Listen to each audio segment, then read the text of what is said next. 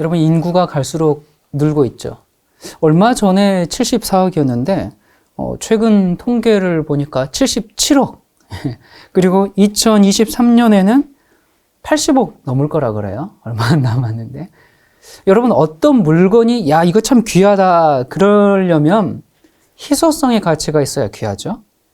강남에서는 뭐 벤츠가 소나타보다 많다 보니까 희소성의 매력이 사라지고 흔한 차 중에 하나가 되버려가지고 최근에는 부자들이 벤츠를 기피한다 그래요.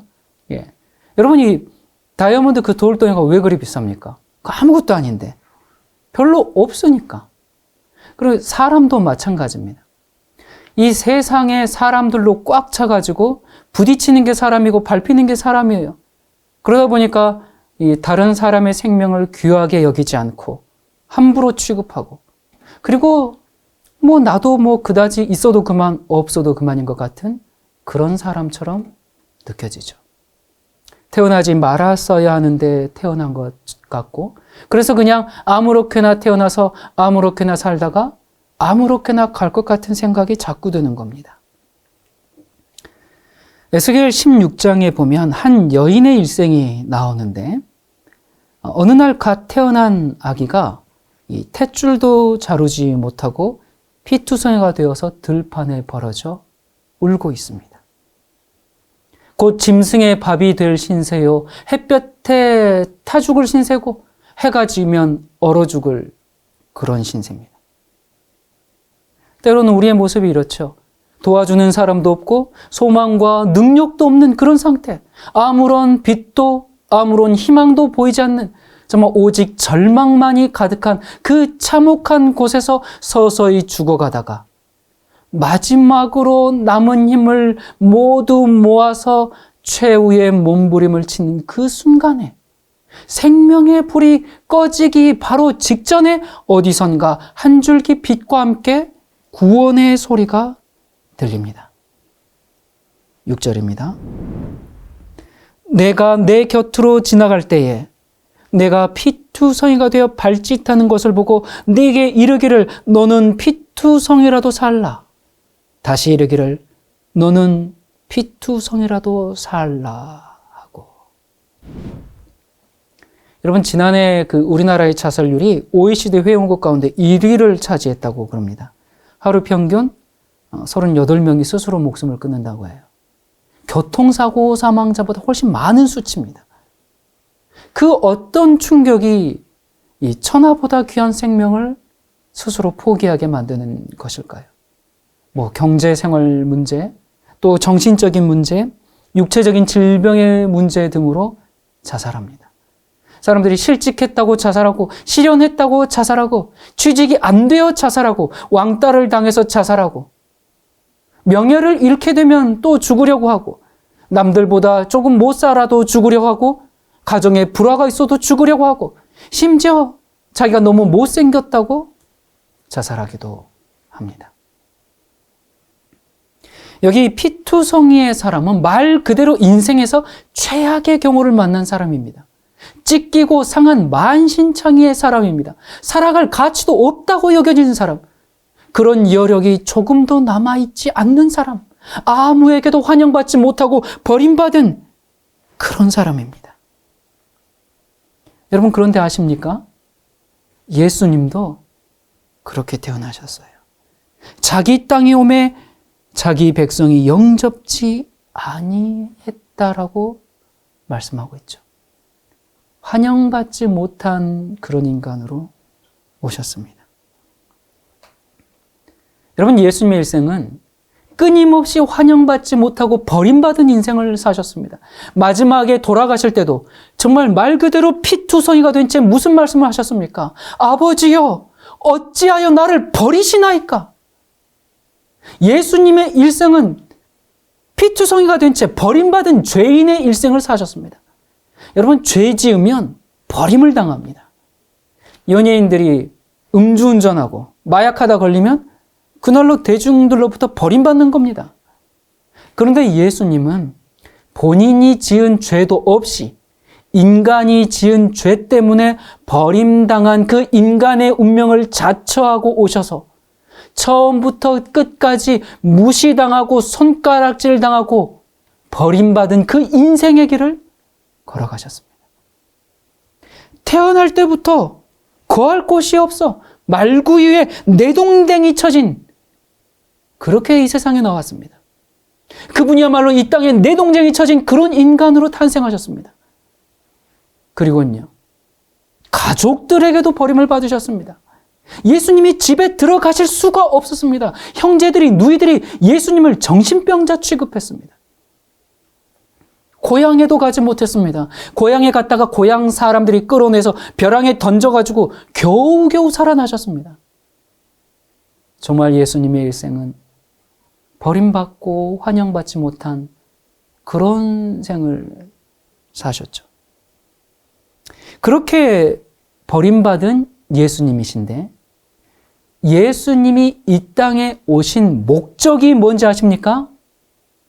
바로 버려진 사람, 만신창이가 된 사람, 희망이 없이 죽음만 생각하고 있는 사람, 가난하고 서러워서 한이 맺힌 사람, 죄로 인하여 버려진 사람, 그런 인간을 위하여 오셨다는 사실입니다. 여러분, 우리는 오늘 이 시간에 요한복음을 통해서 버려지고 잊혀지고 짓밟혀진 사람들과 예수님의 그 극적인 만남을 살펴보려고 합니다. 바로 여기에 기가 막힌 형편에 처한 나를 찾아오신 예수님이 있습니다. 요한복음 5장에서는 38년 된 무기력한 환자를 찾아오십니다. 여러분, 이 38년이면 그 사람의 병력이 예수님 나이보다도 더 오래 앓은 사람입니다. 예수님 태어나기 전부터 아픈 사람입니다. 여러분, 이만큼 아프면 이 사람을 보살필 아무 사람이 없고요. 이 김병의 장사 없죠. 자기도 이 정도 앓으면 거의 이제 뭐 포기 상태죠. 사회도 그를 버렸고요. 가족도 더 이상 보살필 수가 없습니다. 가족도 다 떠났습니다. 정말 내버려진 사람입니다. 38년 동안 내동댕이 쳐진 사람입니다. 이 사람이 안식일에 이제 예수님이 솔로몬 행각이 있는 그곳에 가보니까 환자들이 누워 있는데, 그 중에 정말 다 헤어진 그 돗자리 위에서 그 옆에 이제 누군가가 한 번도 보살핀 적도 없는 정말 피골이 상접한, 눈만 댕그러니 뜨고 있는 사람이 하나 있는 겁니다. 그러면서 베데스다 연못만 쳐다보고 있어요. 혹시 물이 동할 때 내가 저기 들어가면 낫지 않을까? 이 사람이 끝까지 희망을 가지고 있는 겁니다. 여러분, 참 사람의 목숨이 모져요.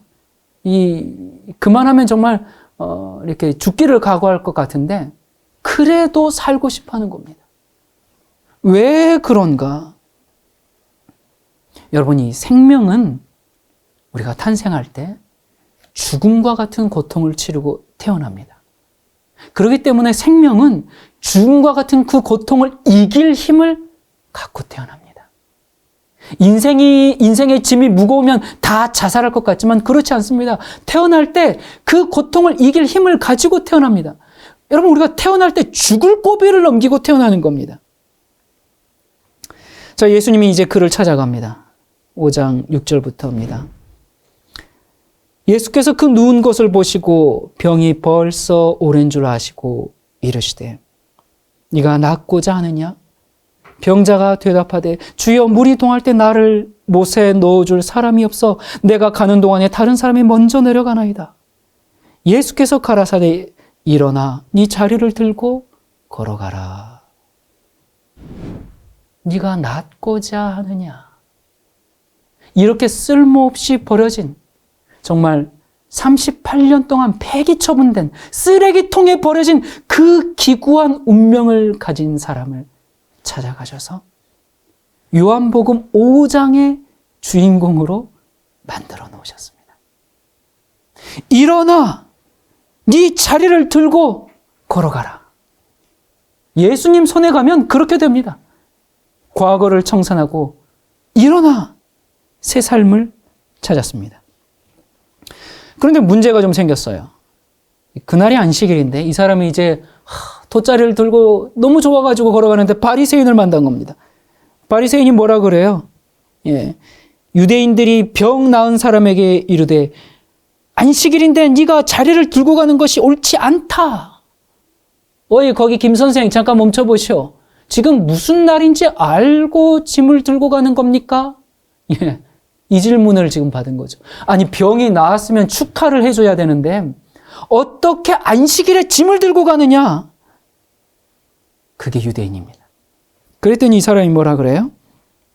11절 대답하되 나를 낫게 한 그가 자리를 들고 걸어가라 하더라 한데 저희가 묻되 너더러 자리를 들고 걸어가라 한 사람이 누구냐 하되 고침을 받은 사람이 그가 누구신지 알지 못하니 이는 거기 사람이 많음으로 예수께서 이미 피하셨습니다.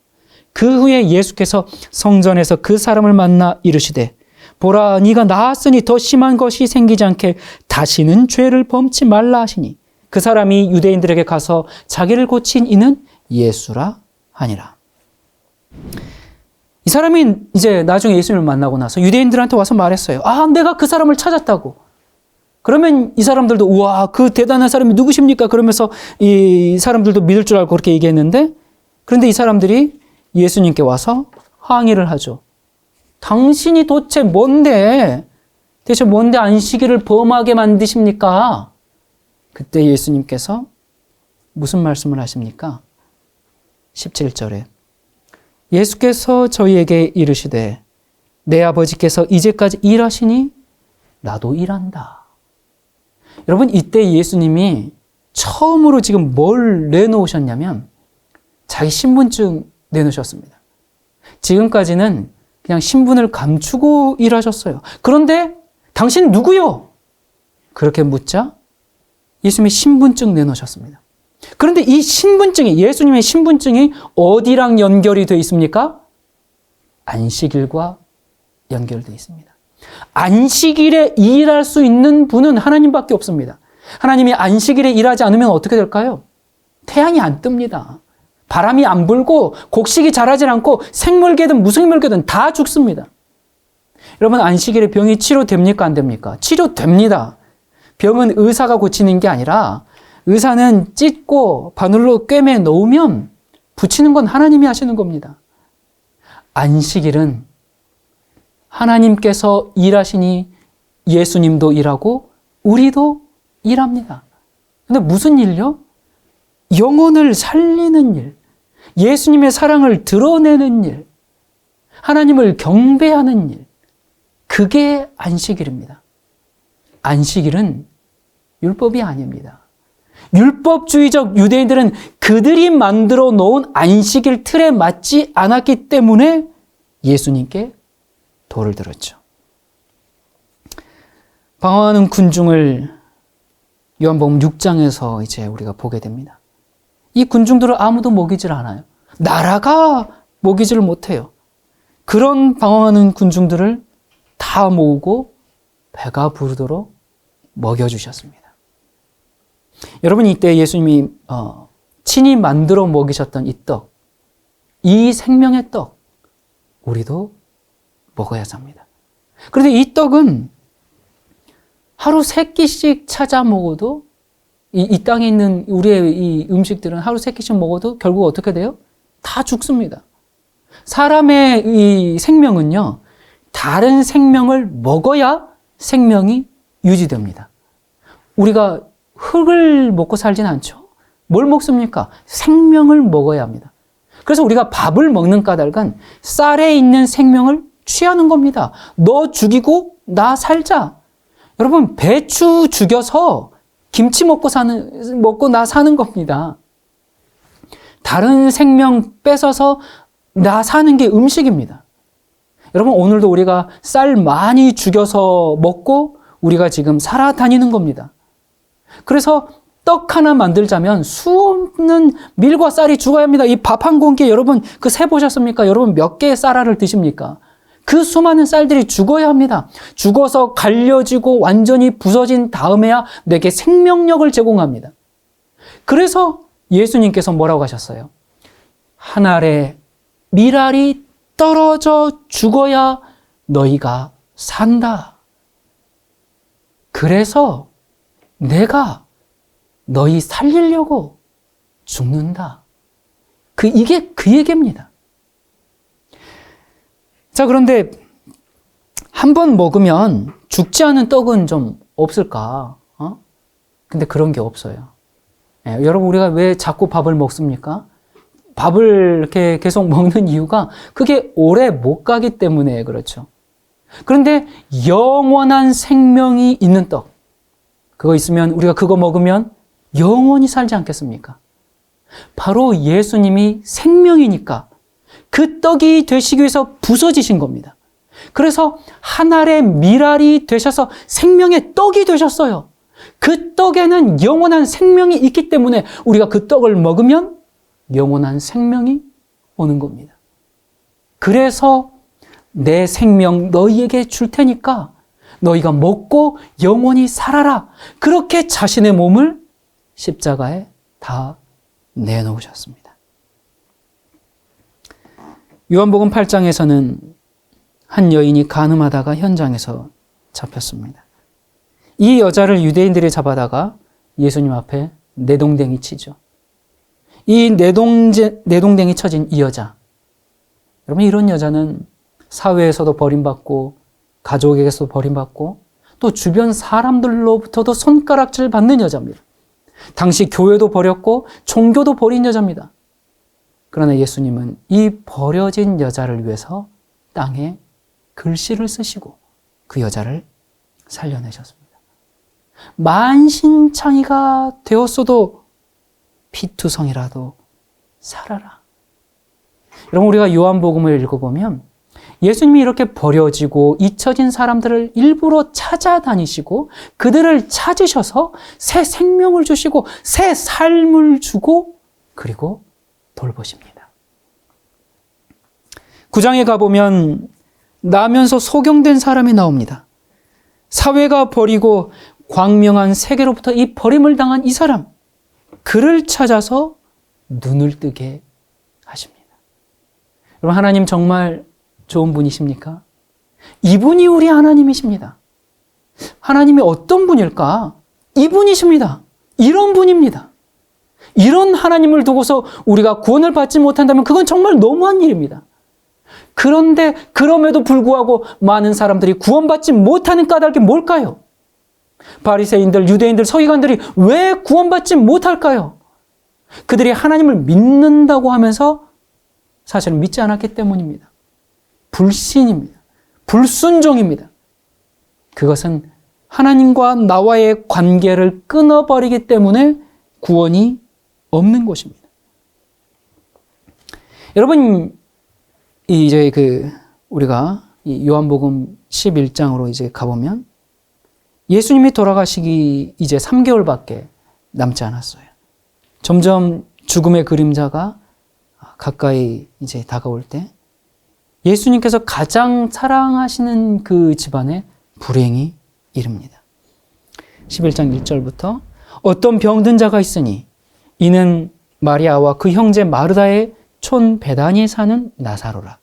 이 마리아는 향유를 주께 붓고 머리털로 주의 발을 씻기던 자요, 병든 나사로는 그의 오라비러라. 이에 그 누이들이 예수께 사람을 보내어 가로되 주여 보시옵소서, 사랑하시는 자가 병들었나이다. 여기 보니까 예수님이 뭐하는 자? 사랑하는 자. 근데 그 사람이 어떻게 됐어요? 병이 들었어요. 여러분, 좀 이상하지 않습니까? 하나님이 사랑하는 사람인데 병이 들어요? 그렇습니다. 하나님이 사랑하시는 사람도 암에 걸립니다. 하나님이 사랑하는 사람도 낫지 못하고 죽는 수가 있습니까? 있습니다. 하나님이 사랑하는 사람도 교통사고가 나고 배가 침몰해서 죽기도 합니다. 하나님이 사랑하는 사람도 전염병에 걸리고 각종 질병으로 죽습니다. 예수님이 가장 사랑하는 집안이 바로 이 집안인데, 여러분, 이 집에 가서는 예수님이 정말 집처럼 편안하게 지내신 그런 가정입니다. 그래서 예수님께 이런 편지를 보내면 예수님이 얼른 뛰어오실 줄 알았는데 이틀을 더 머물다가 가셨어요. 예수님이 이 소식을 받은 곳이 어디냐면 요한복음 10장 40절에 보면 이렇게 나오죠. 요한이 처음으로 침례를 주던 곳에 가사 거기 거하시니, 그러니까 예수님이 요한이 그 침례를 베풀던 그곳에 있었습니다. 거기서 이 소식을 받았습니다. 그런데 나사로가 병들었다는 소식을 딱 들었는데 예수님의 태도가 냉정하게 보이는 겁니다. 그래? 그리고는 잊어버리신 것 같아요. 그때 여러분 예수님 따르던 제자들의 보기에 마음의 오해가 이제 생겼습니다. 예수님 전에도 이러셨는데 예수님 때문에 태어나서 예수님 위에 살다가 옥에 갇혀 죽임당한 그 침례 요한이 죽을 때도 한 번도 면회를 안 가신 예수님 아닌가? 그런데 예수님이 또 이러시네? 우리가 이런 분을 위해서 우리가 죽으라고 봉사하고 섬기다가 우리가 죽거나 병들면 또 이러지 않을까? 그런 깊은 의심이 제자들의 마음에 이제 맴돌고 있었습니다. 그렇게 이틀이 지났습니다. 그리고 그 후에 예수님께서 나사로한테 가자. 근데 그동안 나사로는 죽어버렸죠. 이제 집 가까이 갔을 때 마르다가 뛰어나옵니다. 21절에 마르다가 예수께 여짜오되 주께서 여기 계셨다면 내 오라비가 죽지 아니하였겠나이다. 예수께서 가라사대 내 오라비가 다시 살리라. 마르다가 가로되 마지막 날 부활에는 다시 살 줄을 내가 아나이다. 여러분 여기 보니까 예수님께서 성경의 가르침을 이미 분명히 알려주셨어요. 사람이 죽으면 어떻게 된다는 것을 분명히 말씀하셨습니다. 죽으면 바로 천당 간다고 가르치지 않았어요. 마지막 날 부활에는 다시 산다. 그렇게 믿고 있었습니다. 만약에 천당 간다고 예수님이 그 전에 이렇게 가르치셨다면 그날 예수님께서 뭐라고 얘기하셨겠어요? 슬퍼 마라. 천당 갔다 천당 가. 기뻐해야지. 그러시지 않겠습니까? 근데 이제 그때 예수님께서 그 유명한 말씀을 하시죠. 25절부터입니다. 예수께서 가라사대 나는 부활이요 생명이니 나를 믿는 자는 죽어도 살겠고 무릇 살아서 나를 믿는 자는 영원히 죽지 아니하리니 이것을 네가 믿느냐? 가로되 주여 그러하외다. 주는 그리스도시요 세상에 오시는 하나님의 아들이신 줄을 내가 믿나이다. 이때 이제 많은 유대인들이 같이 쫓아왔어요. 막 슬퍼하고 통곡을 합니다. 그때 예수님께서 눈물을 흘리셨어요. 여러분 이때 예수님께서 우신 것은 나사로가 불쌍해서 우신 것이 아니죠. 나사로는 지금 살릴 겁니다. 근데 뭐 우십니까? 왜 울었는가? 생명의 구주인 예수님에게 이 죽음은 문제가 아닙니다. 문제는 정말 생명의 근원이신 그 예수님을 옆에 놓고 예수님을 거절한 채로 죽음을 운명처럼 받아들이는 인간이 불쌍해서 우셨습니다. 피투성이면서 자기가 피투성인지 모르고 오물구덩이에 있으면서 빠져나올 생각을 하지 않는 그 인간들에 대한 연민 때문에 우신 겁니다. 자, 이제 무덤으로 가십니다. 예수님이 왜 나흘째 오셨는가 하면 이 죽음을 확신시키기 위해서 나흘째 오셨어요. 자, 예수님이 드디어 무덤 앞에 오셨습니다.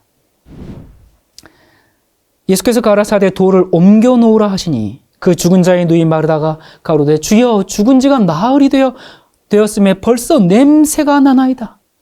그때 예수님께서 이제 이렇게 말씀하십니다. 내 말이 네가 믿으면 하나님의 영광을 보리라 하지 아니하였느냐. 여러분, 예수님께서 눈에 보이는 것을 믿지 말고 뭘 믿으라? 내 말을 믿어라. 냄새를 믿지 말고 내 말을 믿어라. 상식을 믿지 말고 하나님의 말씀을 믿어야 합니다. 우리의 과거가 어떠했든지 간에 내동댕이 쳐진 인생이든 망가진 인생이든 자기를 보지 말고 정말 거기서 나를 건지시는 그 예수님, 답답한 인생의 문을, 캄캄한 마음의 문을 여시는 그 예수님을 믿어야 합니다. 드디어 캄캄한 무덤 문을 열었습니다. 맑고 드높은 예수님의 음성이 죽은 자의 귀를 울립니다. 나사로야, 나오라. 예수님의 말씀을 통해서 생명이 무덤 속으로 들어갔습니다. 생명의 에너지가 들어갔습니다. 썩은 냄새가 나던 나사로의 세포가 회복되고 호흡이 일기 시작했습니다. 그가 일어났습니다. 여러분, 인생의 짐이 무거워서 거의 죽은 것 같이 되셨습니까? 마음의 고통이 극심해서 살아도 산 것 같지 않으신가요? 나사로야, 거기 있지 말고 일어나라. 여러분, 이때 예수님께서 만약에 나사로야 일어나라 하지 않고 그냥 일어나라 했더라면 그 동네에 있던 무덤들이 다 일어날 뻔했습니다. 그래서 나사로만 일어나라 하신 겁니다. 여러분, 성경에 보면 예수님이 죽은 사람을 살리신 몇 번의 이제 예들이 있는데 그때마다 꼭 이름을 불렀습니다. 안 그러면 다 일어나니까. 아이야 일어나라, 소년아 일어나라, 소녀야 일어나라, 또 청년아 일어나라. 여러분, 예수님은 죽음을 잠이라고 했습니다. 밤새 동안 우린 다 죽습니다. 아이들이 다 죽습니다. 자다가 아침에 엄마가 누구야 일어나라 하면 우리가 이불을 걷고 부활 연습을 하는 겁니다. 그게 부활입니다. 매일 우리는 부활을 연습하다가 예수님이 정말로 오실 때 누구야 일어나라, 그때 영원한 부활을 경험하는 것입니다. 여러분, 이 부활, 예수님은 죽은 사람, 썩은 사람도 살릴 수 있는 생명의 구주가 됨을 마침내 입증하시는 겁니다. 자, 그런데 여러분, 예수님이 이 부활시킬 때 예수님은 아는 사람을 부활시킵니다. 일어나라 외치실 때 주님이 아는 사람만 부르실 것입니다. 예수님과 관계를 맺고 있는 사람만 부르실 것입니다.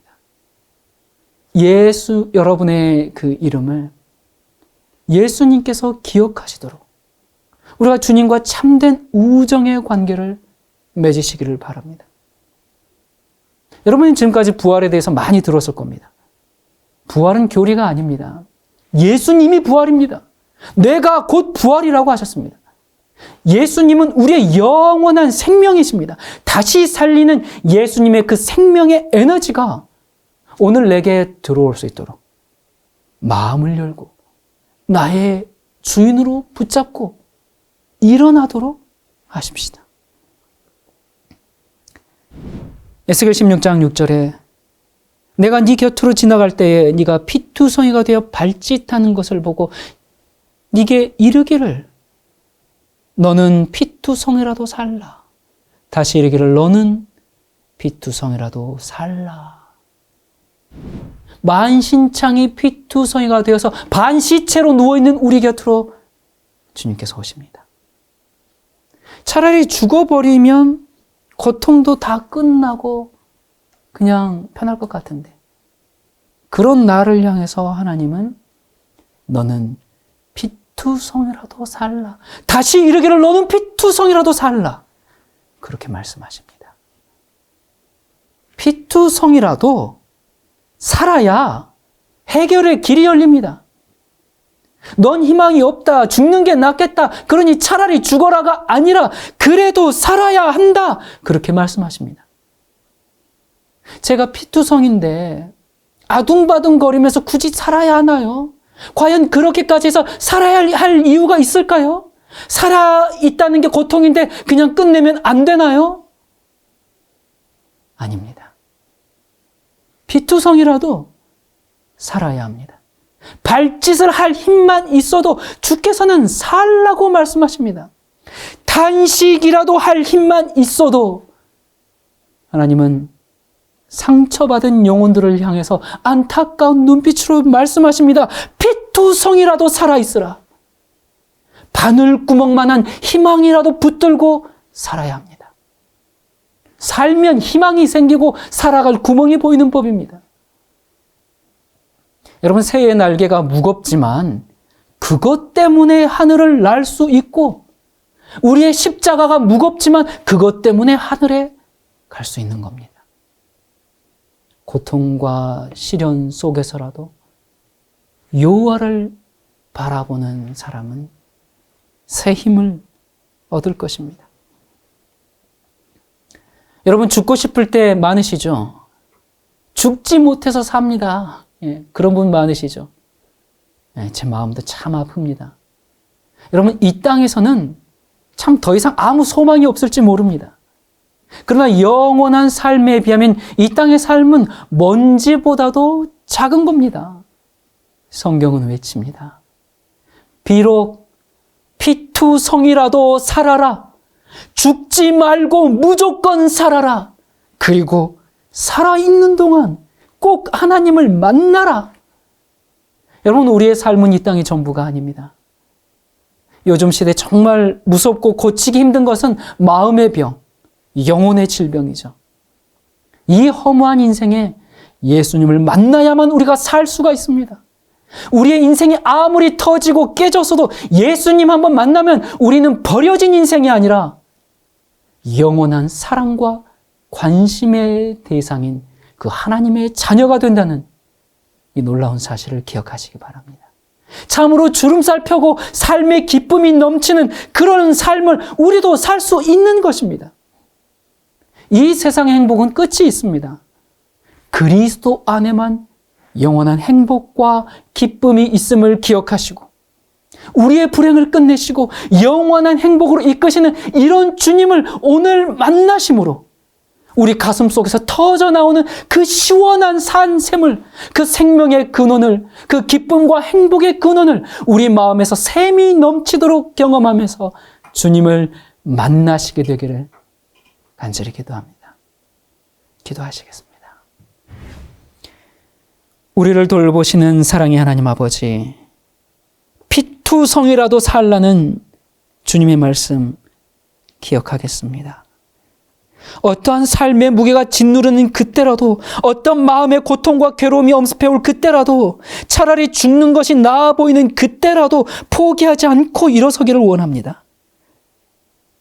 주께서도 이 세상에 오셨을 때 버림받은 인생으로 오심을 기억합니다. 가족들에게 버림받고 친구에게 버림받고 세상에 내동댕이 쳐진 그런 인생을 사시면서도 끝없이 사랑의 손길을 베푸셨던 것처럼 주님 닮기를 원합니다.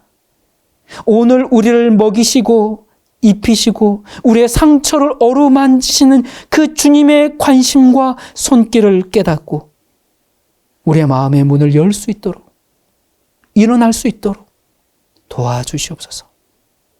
내 생명의 근원이요 행복의 근원이신 예수 그리스도의 이름으로 기도드립니다. 아멘.